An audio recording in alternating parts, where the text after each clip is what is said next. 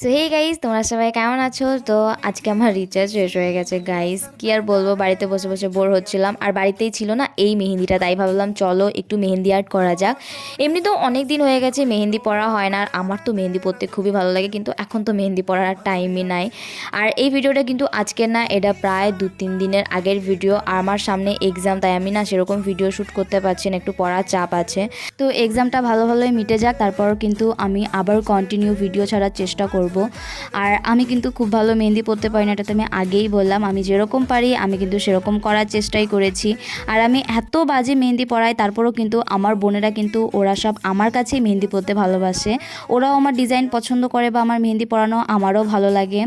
আর এখানে কিন্তু তোমাদের সঙ্গে কথা বলতে বলতে আমার মেহেন্দি কিন্তু অলমোস্ট ডান।